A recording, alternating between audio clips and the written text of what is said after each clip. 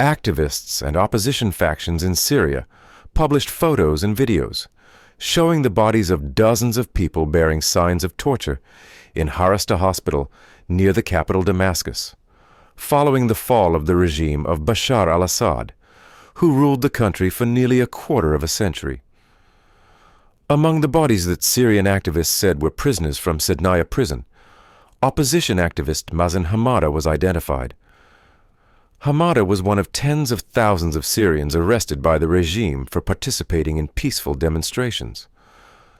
The man was arrested 3 times between 2011 and 2012. The last was the longest and most severe.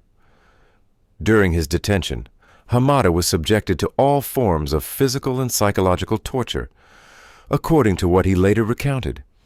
He described how his wrists were dislocated by chains used to hang him from the ceiling, and how his ribs were broken by security men who burned his skin with cigarettes and shocked him with electricity. The most horrific thing he was subjected to was having pliers placed on his genitals, which resulted in his penis being torn off, and he was raped with a metal rod, which led to did not his ability to marry and have children.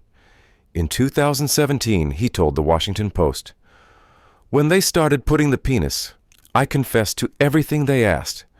He was arrested after returning to Syria in 2020, and no one knows where he has been held since.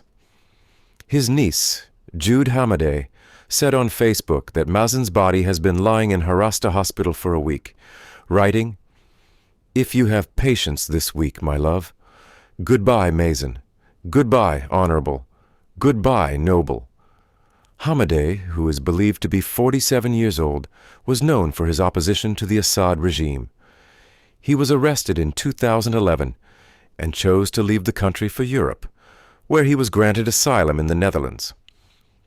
Since then, Mazen has been active in Europe to expose torture methods and techniques inside Syrian prisons, and has appeared in television interviews recounting the horrors he experienced in prison. In 2020, Mazen decided to return to Syria, where he was arrested at Damascus airport. He had been missing since then before his body was found in the cold room of Harasta hospital in the Damascus countryside.